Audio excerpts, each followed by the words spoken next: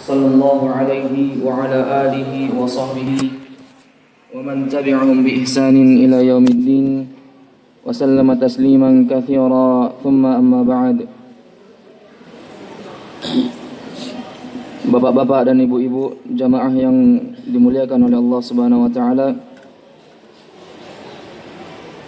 Alhamdulillah, segala puji bagi Allah Subhanahu wa taala yang masih memberikan berbagai macam karunia, limpahan rahmat kasih sayang Allah Subhanahu wa taala kepada kita, sehingga di malam hari yang mubarak ini, yang berberkah ini, kita masih bisa sama-sama duduk di masjid yang kita cintai ini dalam rangka ketaatan kepada Allah Subhanahu wa taala, saling mengingatkan dari hukum yang terdapat di dalam agama Allah Subhanahu wa taala. Alhamdulillah, di malam hari ini kita memasuki malam yang ke-29 di bulan Ramadan, dan ini menunjukkan bahwasanya kita sudah berada hampir di garis finish, yaitu maknanya sebentar lagi kita akan meninggalkan bulan Ramadan. Apakah ada di antara kita, bapak-bapak dan ibu-ibu, yang pernah berpikir apakah yang telah kita lakukan selama awal Ramadan hingga sekarang kita hampir menyelesaikan bulan Ramadan? Amalan apa yang telah kita lakukan? Apakah kita pernah berpikir ibadah yang kita lakukan selama ini, apakah itu diterima oleh Allah Subhanahu wa taala? Tidakkah kita memikirkan hal tersebut? Maka jemaah yang dimuliakan oleh Allah Subhanahu wa taala, maka kita sempatkan momen terakhir di bulan Ramadan ini dengan semakin memperkuat ibadah. Karena Rasulullah sallallahu alaihi wasallam dikisahkan dari para istrinya bahwasanya beliau, kebiasaan beliau di bulan Ramadan, di akhir bulan Ramadan, yaitu sejak 10 terakhir bulan Ramadan hingga akhir Ramadan, beliau bersungguh-sungguh di dalam ibadah. Karena jamaah yang dimuliakan oleh Allah Subhanahu wa taala, kami mendengar kabar berita dari beberapa ikhwan, dari beberapa teman-teman, ada beberapa ikhwan yang tidak lagi mau menjalankan salatul lail, atau tidak lagi mau menjalankan salatul tarawih. Kenapa? Karena mereka beranggapan malam ke-27 bulan Ramadan sudah berlalu. Berarti mereka memaknai apa? Malam Lailatul Qadar telah berlalu. Ya ikhwan, ini sungguh pemahaman yang rusak, yang batil. Dari mana kita mengetahui apakah telah pasti malam Lailatul Qadar itu jatuh di malam ke-27? Yang hal ini, pemahaman ini membuat kita menjadi seorang yang lalai setelah kita dulunya bersemangat. Luar biasa. Para jamaah yang dimuliakan oleh Allah Subhanahu wa taala, ini teguran keras yang Rasulullah sallallahu alaihi wasallam berlindung dari hal yang seperti ini. Di dalam sebuah hadis Rasulullah sallallahu alaihi wasallam pernah berdoa. Di antara doa beliau itu adalah Allahumma inni a'udzubika minal hauri ba'dal kaur. Sekali lagi, Allahumma inni a'udzubika minal hauri ba'dal kauri. Ya Allah, aku berlindung kepadamu dari sifat al-haur, yaitu sifat malas, sifat jenuh, sifat bosan, sifat menyepelekan ibadah yang luar biasa. Setelah dulunya aku adalah orang-orang yang berajin, yang bersemangat, yang tegas bersemangat menjalankan ibadah kepadamu ya Allah. Ini doa dari Rasulullah sallallahu alaihi wasallam ketika rasa malas, rasa futur, rasa fatrah mendatangi kita, menghampiri kita, maka hendaknya kita berdoa dengan doa yang mulia ini. Allahumma inni a'udzubika minal hauri ba'dal kauri. Ya Allah, lindungilah aku dari sifat yang membuatku malas beribadah kepadamu, padahal sebelumnya aku adalah orang-orang yang rajin menjalankan ketaatan. Para jemaah yang dimuliakan oleh Allah Subhanahu wa taala, di dalam sebuah hadis yang lain Rasulullah sallallahu alaihi wasallam pernah mendengar kabar, pernah mendengarkan berita dari seorang yang berada di zaman Rasulullah sallallahu alaihi wasallam. Jadi dalam kisah itu disebutkan bahwasanya ada seorang yang sangat bersemangat dalam menjalankan ibadah. Ya, sangat bersemangat menjalankan ibadah. Seperti halnya kita dulu di awal-awal masuk bulan Ramadan. Ya, sampai masjid ini 3 sab, 4 sab bahkan ya. 4 sab. Enggak tahu yang akhwat, kalau yang ikhwan disaksikan, dilihat. Ya. Bersemangat di awal. Namun ikhwani fid din wa akhwati fillah rahimani wa rahimakumullah, kita saksikan di pertengahan mulai surut. Ya. Diguyur dengan hujan, mulai hilang jamaahnya. Ya. Apalagi mati lampu. Ya, tapi kita belum mendapati ini. Ya. Kemudian di akhir bulan Ramadan semakin lemah semangat. Semakin melemah. Hingga nanti yang melemah itu akan muncul ketika sudah 1 hari atau beberapa hari mau habis bulan Ramadan, ya muncul lagi. Seperti saat ini sudah agak ramai lagi. Ya. Maka kita berlindung dari hal yang seperti ini. Jadi ada seorang yang di zaman Rasulullah tadi, dia sangat bersemangat dalam beribadah. Ya, sangat bersemangat dalam beribadah. Ya. Sampai-sampai dia melaksanakan sholat dan tidak tidur. Ya. Melaksanakan sholat, tidak bisa tidur lagi, sholat saja beribadah. Demikian juga dia melakukan puasa dan tidak berbuka lagi. Ya. Puasa terus. Dalam rangka apa? Bersemangatnya ibadah ini, saking semangatnya. Ya. Maka dikhabarkanlah oleh para sahabat tentang kejadian seorang ini kepada Rasulullah SAW. Maka apa kata Rasulullah SAW? Ya. Rasulullah SAW langsung menyebutkan beberapa nasihat, wejangan yang sangat indah. Beliau katakan, innama likulli amalin syirrah. Sesungguhnya setiap amalan itu, pada setiap amalan yang kita lakukan ini, ada namanya masa-masa syirrah, masa semangat. Walikulli syirratin fatrah. Dan setiap masa semangat itu pasti ada masa malasnya. Ada masa di mana kita kendor semangatnya beribadah kepada Allah Subhanahu wa taala. Ya. Jadi sudah dikhabarkan ada masa semangat, ada masa malas. Ya. Kemudian Rasulullah memberikan solusi. Apa yang kita lakukan di masa semangat itu dan apa yang kita harus lakukan ketika kita mulai kendor semangat kita di dalam beribadah. Ya. Kata Rasulullah sallallahu alaihi wasallam, "Faman kanat fatratuhu ila sunnati faqad aflaha wa anjaha."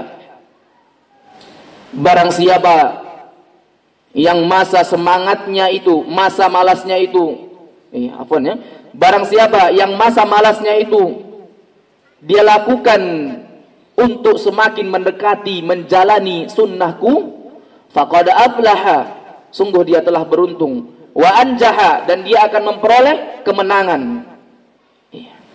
Wa man kanat li ghairi dzalik, barang siapa yang ketika dia dihampiri oleh masa fatrah, masa malas, kendornya seorang dalam beribadah kepada Allah Subhanahu wa taala, faqad halaka, barang siapa yang tidak menjalankan sunnahku itu, maka sungguh dia akan binasa. Dalam lanjutan hadis Rasulullah sallallahu alaihi wasallam menyebutkan, man raghiba an sunnati falaysa minni, barang siapa yang membenci dari sunnahku, maka dia bukan dari golonganku. Bukan dari golongan Rasulullah berarti golongan siapa? Ya tentu golongan yang menyimpang, yang tidak mencontoh dari apa yang Rasul sallallahu alaihi wasallam datang padanya. Dalam hadis yang mulia ini, para jemaah yang dimuliakan oleh Allah SWT, sangat banyak teguran jiwa, beberapa faidah yang luar biasa yang bisa dipetik bagi orang yang benar-benar memahami makna dari hadis ini. Iya. Diawali dengan kata khobar gembira bahwasanya amalan itu ada masa semangatnya dan ada masa malasnya. Kemudian Rasulullah memberikan solusinya agar kita semakin mendekati dari tuntunan Rasulullah, sunnah Rasulullah sallallahu alaihi wasallam, walaupun kita dalam keadaan fatrah malas. Ya, misalnya seorang hamba dia jenuh membaca Al-Qur'an, sudah iya, tenggorokannya habis sakitnya. Ditambah lagi ada bisikan-bisikan godaan dari teman dekatnya atau teman duduknya, ada godaan dari anak-anaknya mengganggu dia sehingga membuat dia jenuh membaca Al-Quran. Maka bukan berarti dia meninggalkan syariat Islam. Apa yang dia lakukan? Maka hendaknya dia tetap menjalani sunnah Rasul sallallahu alaihi wasallam. Bukan hanya Al-Quran, baca hadis, baca biografi para ulama, meneladani dari kisah-kisah para sahabat Rasulullah sallallahu alaihi wasallam. Kita renungi, kita datangkan, hadirkan di dalam hati kita. Kita ingat bagaimana perjuangan para sahabat Rasulullah SAW menegakkan agama Islam, menyebarkan syariat Islam, mempertahankan panji kekokohan agama Islam. Luar biasa. Kalau kita baca sirah mereka, tentu ini akan membangkitkan gairah kita di dalam menegakkan sunnah ini. Oleh karenanya Rasulullah SAW menyebutkan "Addu 'alaiha bin nawajid", gigit sunnah itu dengan gigi geraham kalian. Disuruh gigit pakai gigi geraham, yaitu gigi yang paling keras, menghancurkan sesuatu. Yakni apa? Maksudnya apa? Pegang kokoh-kokoh sunnah itu, pegang dengan erat sunnah itu. Jangan sampai kita lalai keluar dari tuntunan agama Islam ini, tuntunan sunnah Rasulullah sallallahu alaihi wasallam. Para jemaah yang dimuliakan oleh Allah Subhanahu wa taala. Oleh karenanya kita akan membacakan sedikit dari ucapan Al-Imam Muhammad bin Ali bin Khalaf Al-Barbahari rahimahullah ta'ala, agar seorang hamba itu semakin bersemangat untuk menjalankan dari apa yang Allah SWT perintahkan dan Rasulnya SAW tuntunkan. Ini sebuah penjelasan tentang wajibnya seorang hamba berislam dengan keseluruhan, berlepas diri, menyerahkan keislamannya kepada Allah Subhanahu wa taala. Beliau katakan, wa'lam, ketahuilah oleh kalian, rahimakallah, semoga Allah SWT memberikan kasih sayangnya, mencurahkan rahmatnya kepadamu, annahu la yatimmu islamu abdin, ketahuilah bahwasanya tidak sempurna keislaman seorang hamba hatta yakuna muttabi'an musaddiqan musalliman, sampai dia muttabi'an, mengikut. Mengikut apa ini? Mengikut sunnah Rasul sallallahu alaihi wasallam. Musaddiqan, membenarkan dari apa yang Rasulullah sallallahu alaihi wasallam ucapkan. Ini makna syahadat asyhadu an la ilaha, makna syahadat asyhadu anna Muhammadan Rasulullah wa tasdiquhu fima akhbar, membenarkan seluruh apa yang Rasulullah sallallahu alaihi wasallam khabarkan. Musalliman, berserah diri. Tidak sempurna keislaman seorang hamba sampai dia melakukan tiga hal ini. Yang pertama apa? Muttabi'an, mengikut. Yang kedua, musaddiqan, membenarkan. Yang ketiga, musalliman, berserah diri, murni. Faman za'ama annahu qad baqiya syai'un min amril Islam lam yakfunahu ashabu Muhammadin sallallahu alaihi wasallam faqad kadzdzabahum. Kata beliau, barang siapa yang menyangka bahwasanya masih ada satu saja perkara di dalam agama Islam ini yang para sahabat Rasulullah sallallahu alaihi wasallam belum menjelaskannya. Ya, jadi kalau kita menyangka satu perkara saja ada yang belum disampaikan, ada yang belum dijelaskan oleh para sahabat sehingga menjadi kebingungan bagi kita, faqad kadzdzabahum. Kata beliau, sungguh kalian telah memingkari, telah mendustai, telah menghina para sahabat Rasulullah sallallahu alaihi wasallam. Kenapa? Karena Rasulullah sallallahu alaihi wasallam beliau diutus kepada umat Islam sampai akhir hayat beliau. Agama Islam sudah dalam keadaan apa? Dalam keadaan sempurna. Maka tentunya semua ilmu telah disampaikan, disempurnakan oleh para sahabat Rasulullah sallallahu alaihi wasallam. Barang siapa yang mengingkari hal ini, sungguh telah mendustakan para sahabat Rasul sallallahu alaihi wasallam. Wa kafa bihi furqatan wa ta'nan alaihim. Cukuplah seorang yang mengingkari hal ini dicap, dikatakan sebagai orang yang menyelewengkan agama Islam, atau sebagai pencaci maki, sebagai orang-orang yang mencela para sahabat Rasulullah sallallahu alaihi wasallam. Wa huwa mubtadi'un, dan dia tergolong sebagai orang yang mubtadi', ahli bid'ah, dhalun, dia sesat, mudhillun, lagi menyesatkan, muhdithun fil Islam, dia membuat perkara baru, mengada-ada di dalam agama Islam, ma laisa fihi, yang mana agama Islam itu tidak datang dengan hal tersebut. Ikhwani fid din wa akhwati fillah rahimani wa rahimakumullah. Al-Imam Ibnu Katsir, seorang ulama tafsir, tafsir Ibnu Katsir, beliau menjelaskan tentang ada sebuah ayat di dalam Al-Quran, surah Al-Baqarah ayat 208, ya ayyuhalladzina amanu udkhulu fis silmi kaffah wa la tattabi'u khutuwatis syaitan innahu lakum aduwwun mubin. Wahai orang yang beriman, masuklah kalian fis silmi, di dalam agama Islam, kafah, secara keseluruhan, secara sempurna. Wala tattabi'u khutuwatis syaitan, jangan kalian mengikuti dari langkah-langkah gerak-geriknya syaitan. Innahu lakum aduwwun mubin. Kenapa kita dilarang mengikuti langkah dan gerak-gerik syaitan? Sesungguhnya kata Allah, syaitan itu bagi kalian adalah musuh yang sangat nyata. Inna syaitana lakum aduwwun fattakhidhuhu aduwwa. Sesungguhnya syaitan itu adalah musuh bagi kalian, maka jadikanlah dia sebagai musuh. Al-Imam Ibnu Katsir dalam ayat ini, di dalam ayat Al-Baqarah ayat 208 ini, beliau menafsirkan Allah Subhanahu wa taala berfirman, menyeru pada para hambanya yang beriman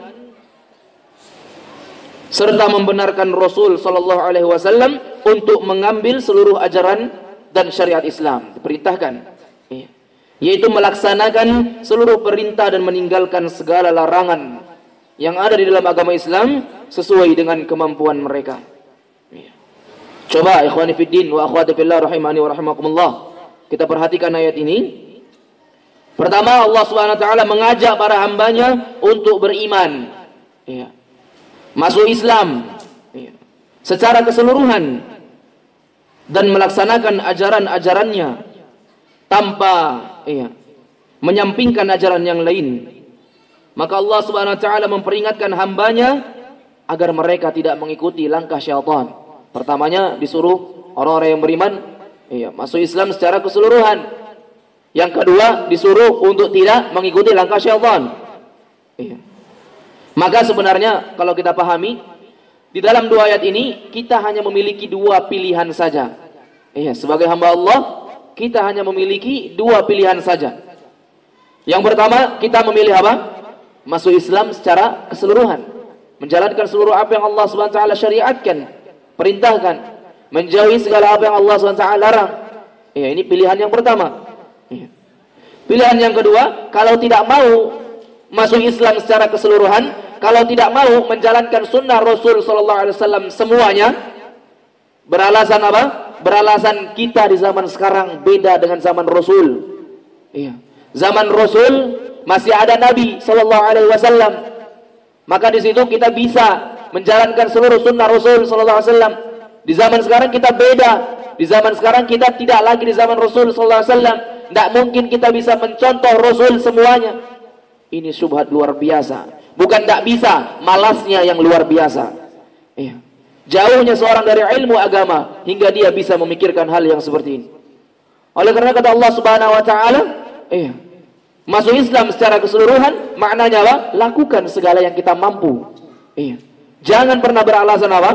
Beralasan ini berat, ini tidak bisa, tidak cocok kita lakukan. Iya. Oleh karenanya kalau kita tidak mau apa? Ya ikuti langkah yang kedua. Kalau kita tidak bisa menjalankan pilihan pertama untuk masuk Islam secara keseluruhan, tentu yang kedua, iya, tattabi'u khutuwatis syaitan. Iya. Mengikuti dari langkah dan gerak-geriknya syaitan, wal a'yadu billah.